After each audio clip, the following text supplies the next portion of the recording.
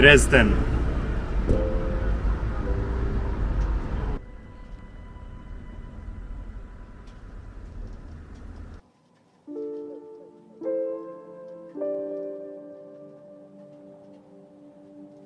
तो वो आज का ही दिन था 13 फरवरी 1945, जब एलाइड बॉम्बर्स के कुछ 800 प्लेन्स ने पीछे मेरे ब्यूटीफुल सिटी ड्रेसडेन को पूरी तरह से तहस नहस कर दिया था, जिसमें उन्होंने 2700 टन की बॉम्ब यूज़ किया था।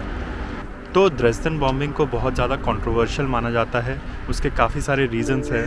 पहला कि ये बॉम्बिंग हुई थी फरवरी 1945 में, और आप सबको पता होगा कि अप्रैल 1945 में ही हिटलर ने सुसाइड कर लिया था और वॉर ख़त्म हो गई थी।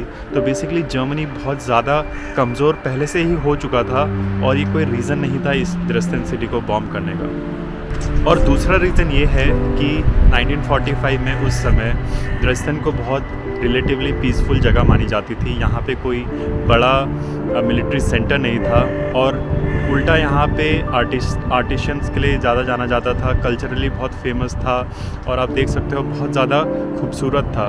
तो इस पीसफुल रहने की वजह से यहाँ पे वॉर प्रिजनर्स को रखा जाता था, और बहुत सारे रेफ्यूजीज़ भी इस साइड आ चुके थे उस समय तक, क्योंकि उनको लगा था कि वॉर अब ख़त्म ही होने वाली है, तो वो जर्मनी में वापस आना भी स्टार्ट कर गए थे। और बट इस बॉम्बिंग के होने के बाद वो सब तहस नहस हो गया। तो जैसा मैंने आपको बताया कि आज 77th एनिवर्सरी है ड्रेसडेन बॉम्बिंग की, तो यहाँ पे काइंड ऑफ एक पीसफुल प्रोटेस्ट या फिर एक सेलिब्रेशन टाइप होने वाला है उससे रिलेटेड। तो उसको मैं आपको दिखाता हूँ कि उससे रिलेटेड क्या सिक्योरिटीज़ भी यहाँ पे की गई है। यहाँ पे बहुत ज़्यादा पुलिस लगाई गई है, और शायद मैं वहाँ पे अलाउड भी नहीं हो जाने के लिए। ये सिर्फ ऐसे एज अ प्रोटेक्टिव मेजर है।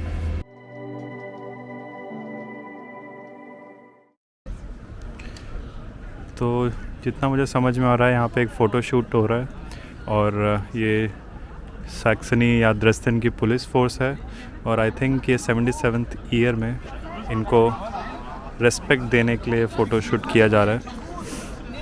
तो काफ़ी इम्पॉर्टेंट डे है इसका मतलब आज 13 फरवरी को।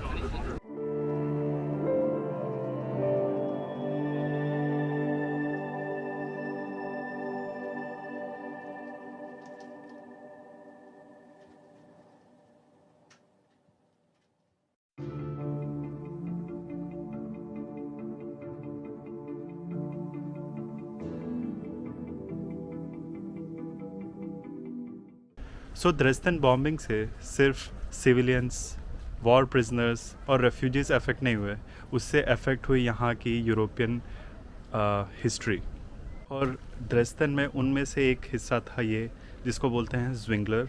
ज़्विंगलर उस समय का बहुत फेमस कोर्टयार्ड होता था, जहाँ पे इंटेलेक्चुअल्स और बाकी राजा लोग यहाँ पे गैदरिंग करते थे, और ये बहुत ही ज़्यादा सुंदर है।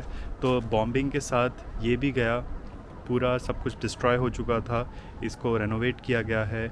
और सबसे इम्पॉर्टेंट चीज़ कि ड्रेसडेन एक पार्ट था बोरोक स्टाइल ऑफ आर्किटेक्चर का। यहाँ की जो भी आर्किटेक्चर है वो बोरोक स्टाइल की है, और इसको बोरोक स्टाइल ऑफ आर्किटेक्चर का सेंटर माना जाता था, जो बॉम्बिंग में पूरी तरह तहस नहस हो गया था।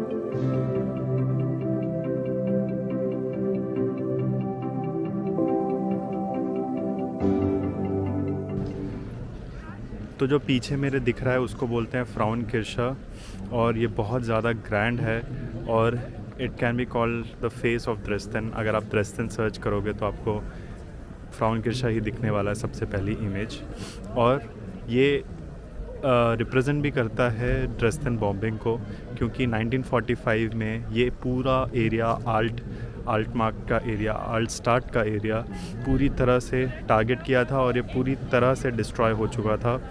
और फ्राउनकिर्चा भी पूरी तरह से डिस्ट्रॉय हो चुका था और 1945 से इसको समय लग गया और ये 2008 में बन के तैयार हो पाया था।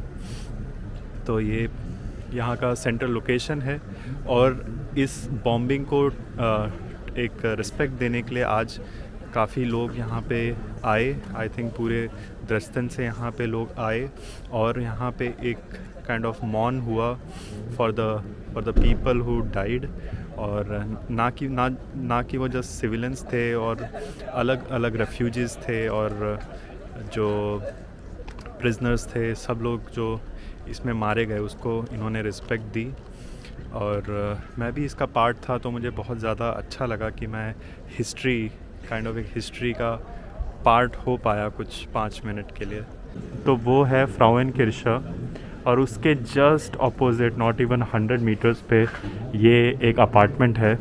और मैं आपको दिखाऊं, ये बोर्ड आप पॉज करके पढ़ भी सकते हैं। इसमें लिखा है कि यहाँ पे रहते थे ग्युंटर ब्लोबेन, जिनको नोबेल प्राइज़ मिला था 1999 में फॉर मेडिसिन, और वो यहाँ से बिलोंग करते थे। इसीलिए उन्होंने फ्राउनकिर्चा के जब रिकन्स्ट्रक्शन हो रहा था तो नोबेल प्राइज़ का पैसा उन्होंने इसके रिकन्स्ट्रक्शन में लगा दिया था। 2008 तक फ्राउनकिर्चा रीबिल्ड हुआ था, जो 1945 बॉम्बिंग के बाद पूरा तरह से ख़त्म हो चुका था। तो द्रेस्देन बॉम्बिंग में 800 बॉम्बर्स का यूज़ हुआ था और उन्होंने क्या किया था कि पहले कुछ एयरक्राफ्ट्स आए और उन्होंने मार्क करने के लिए, क्योंकि वो रात का समय था, तो कुछ फ्लेयर्स लाइक मार्किंग बॉम्ब्स गिराए, जिसकी वजह से पूरी सिटी का आउटलाइन दिखने लगा। और उसके बाद मेन एयरक्राफ्ट्स आए और उन्होंने उस जो विजिबल लाइट्स थी उसके हिसाब से पूरी सिटी को, इस आल्टमार्क एरिया को, आल्टस्टार्ट एरिया को पूरी तरह से तहस नहस कर दिया। तो उन बॉम्बिंग से क्या हुआ कि पूरी जो बिल्डिंग्स थी वो तो डिस्ट्रॉय हुई ही, और बाकी जगह भी छोटी छोटी जगह पे आग लग गई।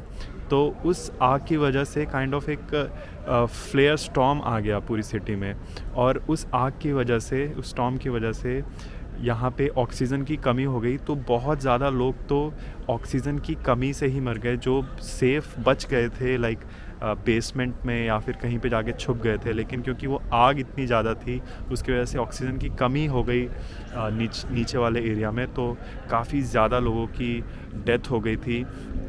और ये स्टैटिस्टिक्स काफ़ी वेरी करते हैं, बट एटलीस्ट 25,000 लोगों की मौत हो गई थी 13 फरवरी, 14 फरवरी और 15 फरवरी की बॉम्बिंग में।